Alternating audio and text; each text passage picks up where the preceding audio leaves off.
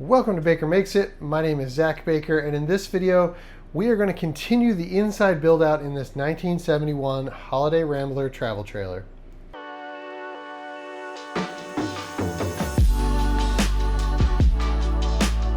Let's take a look at a recap of everything that's happened to get us to where we are today.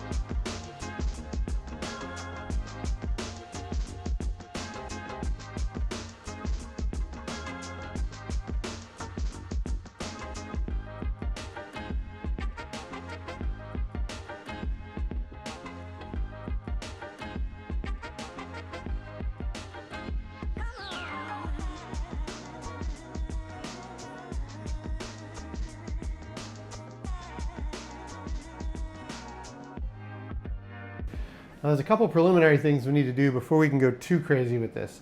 The first is we need to figure out how the water tank is getting mounted. And I think how I'm going to do that is I'm going to scoot it out from the wall. I'm going to put a D-ring on the front and the back that tie in to one of the floor joists. And then when I build the headboard, I'm going to use that to lock it in front to back. So the ratchet strap will hold it down, and then the rest will keep it from moving. I may put a few pieces on the floor on the side just to keep it from shifting that way. Or we may, instead of using the headboard, we might just put something on the front and back on the floors to keep it from sliding. But the ratchet strap is going to do the majority of the work. The other thing we need to do is get into here and do our taillight wiring and cover this up with plywood. We're also going to extend this sill out to match these corners like it is in the front. And once we're at that point, we'll be able to start planning out the headboard a little bit more. I want to make sure whatever design we do, our bed is as low as possible. And then we also need to still have access to all this plumbing. In some ways, this is going to be harder to do all the plumbing after, but I want to make sure that we can kind of figure out all this as soon as possible here, keep this moving. Had to order a bunch of parts, so it is what it is. So I'm going to start with that first. I'm going to get some D-rings and a strap, get this tank positioned, and then we're going to start running some wires on the back here, get all of our taillights wired and tested, and then we'll go ahead and move on to figuring the rest of this out.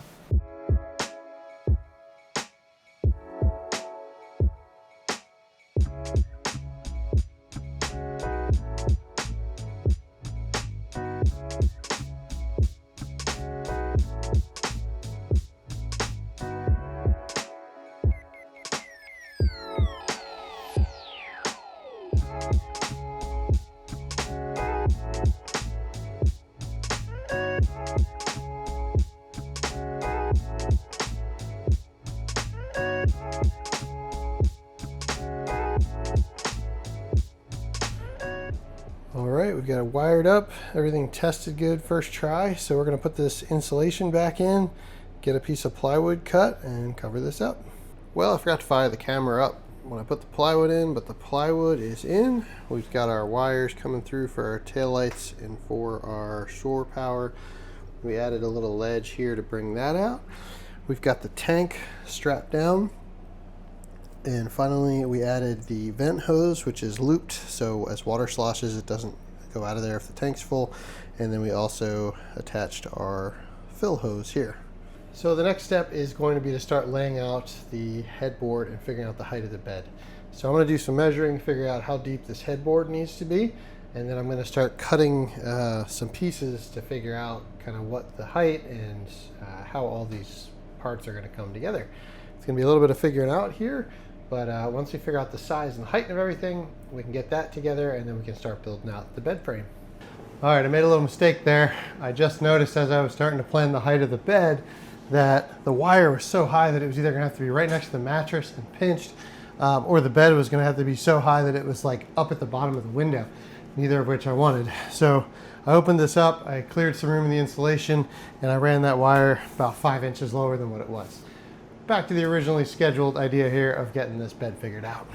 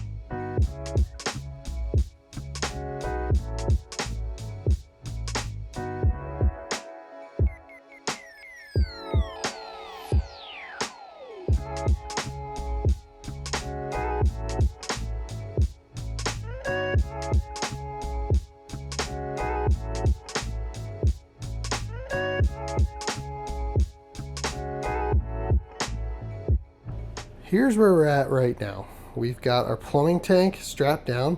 We're gonna add some angle iron on the front and back to make sure it can't slide. We hooked up our fill hose, and then looking down here, we've got our city water connection ready for some PEX. We also have that little loop down there, which is our vent for the tank that will allow air to come in and out as the water comes and goes. This area here is going to have our PEX manifolds for hot and cold, as well as our pump, a tank drain that goes through the floor, and more. So lots going on there. And then as you can see out here, this is where our electrical is housed. Now we do have this thin strip in here as well, which is where some plumbing is going to go. You can see the tank vents that we teed together there, and then they come up and go out through the roof. And then we just started filling in with all of our different electrical components. So let me give you guys a quick primer of what we've got here. Our biggest box here is our 2000 watt inverter charger. Now what that does is it takes the power coming in from the shore power, meaning the plug on the outside, which currently is just zip tied along the top here. We'll make that a little bit nicer, but what that does is it charges the batteries, and then when we're not plugged in, it is an inverter, meaning it takes the power from our batteries and can convert it to alternating current so we can run things like our refrigerator, our microwave, air conditioner, all those sorts of things. The air conditioner might be a little much, but you get the idea. Anything that would be on a normal household plug can be run off the batteries with that, provided we're not taxing our batteries too much and trying to draw too much amperage. Next up over here, we have our 60 amp solar charger. This is an MPPT charge controller, which is just a style of how it charges the batteries. And so that is going directly to our solar panels. And you can see there's lots of fuses and breakers. So this has a very specific fuse. This is a higher amperage fuse because the way our panels are going to be connected with series and parallel, we're going to have about 46 volts max, and these regular breakers are only rated for 48. So that was a little closer than I was comfortable with. So instead we've got a breaker that does positive and negative. We can fully disconnect our solar if we need to work on anything.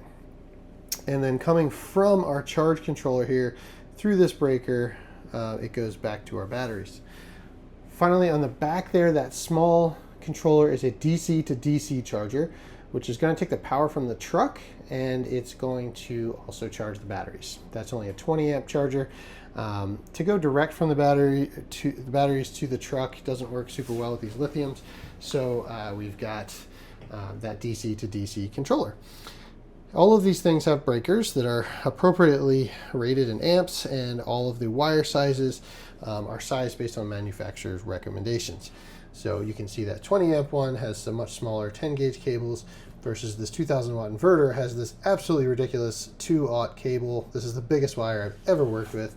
And honestly, it feels like complete overkill, but that's what they wanted. So all of this goes back to 2 bus bars, which are just fancy ways of saying they're metal bars with screw terminals. And so all of this can be connected to our bank of 3 Dakota lithium batteries. These are a total of 180 amp hours, which is not a ton for the size of our solar. So I've left enough room that if we want to add more, we can. And then finally, this little weird looking thing here is called a shunt. That's going to be connected to our battery monitor, which I just have sitting here right now. That's going to show us at what rate we're charging or discharging the batteries, how much time we have left, what percentage we have, that sort of thing. And then finally, we have this piece here. I went ahead and plasma cut this piece of 16 gauge aluminum, and and this is going to hold our breakers. So this is our AC breaker setup here, and then this larger one is our DC breaker setup. So I've got some different size breakers coming for all the different needs we have, and this is going to get mounted up a little bit higher here, so there'll be room underneath for easy access for all the wires.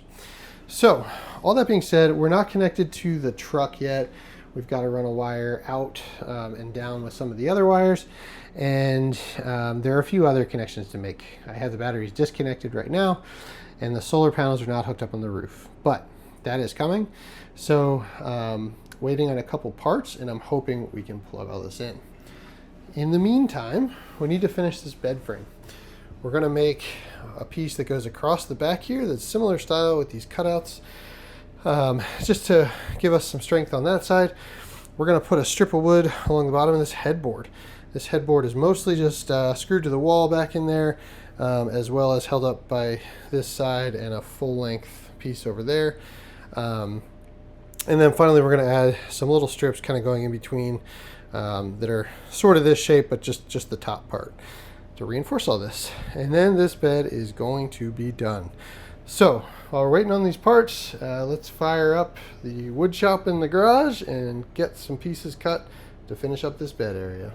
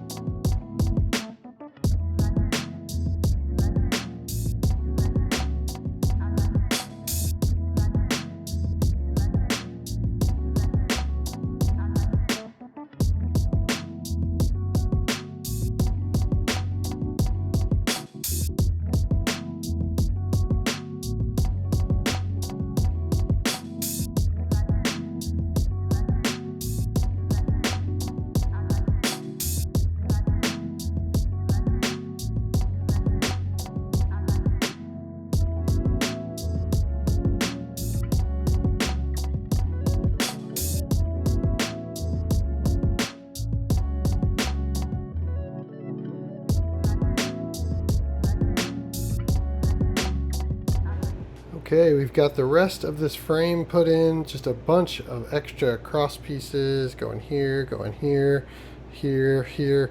Everything's rock solid, and it's also screwed to the floor. I also tidied up our shore power coming in, and it traces along here into our inverter, and then I ran our power from the inverter over to our AC panel.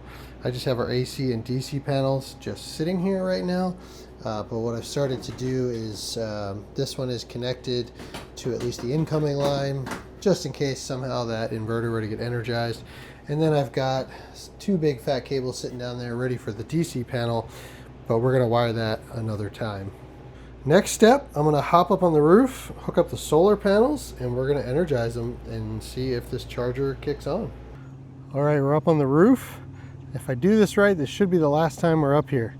We're going to be wiring these in series and parallel, meaning there's 4 panels total. 2 are going to be wired in series, and the other 2 are going to be wired in series, and those will be wired in parallel.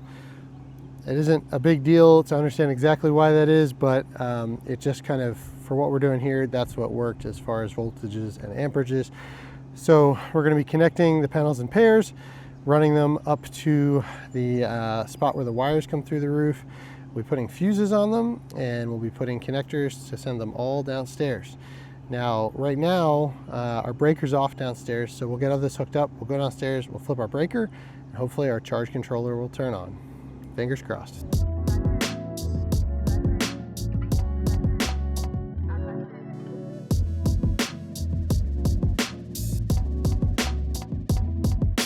Okay, we made our connections on the roof. We've connected our battery, and we've got our battery monitor is showing us 13.3 volts.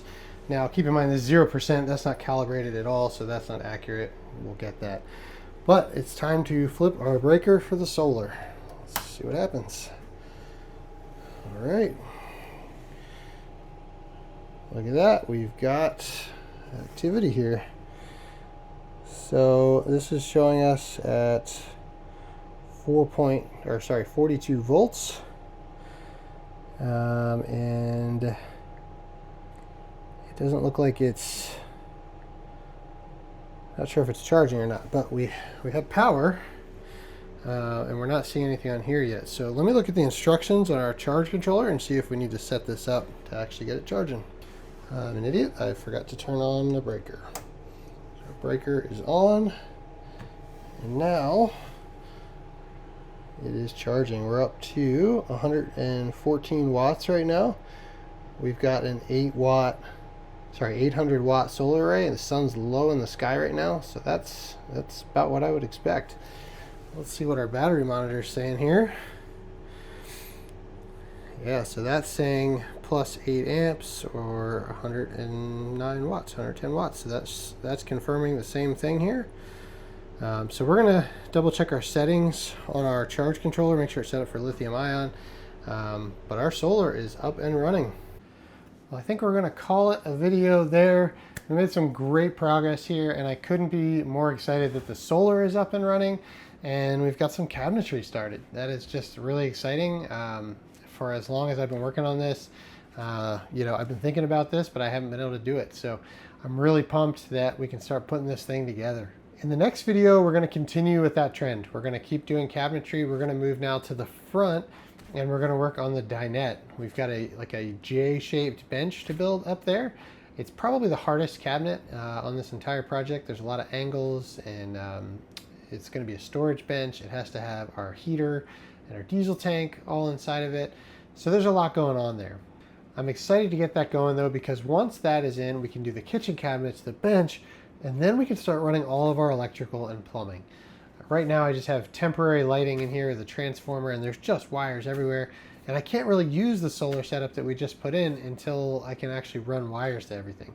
So once we've done that, we'll be able to actually see how well that holds up with the lights, and we can try the inverter and just see how all that works. So if you're not yet subscribed to Baker Makes It, there's going to be a lot of videos coming. I'm trying to do one a week right now, at least until we take this thing camping in July 4th. So we've got about 5 weeks until this thing hits the road, and we're going to see if we can at least get it livable, get the plumbing, get the electrical going, and then we'll kind of continue refining and making this thing perfect after that trip. Really appreciate you watching this video, and we'll see you on the next one.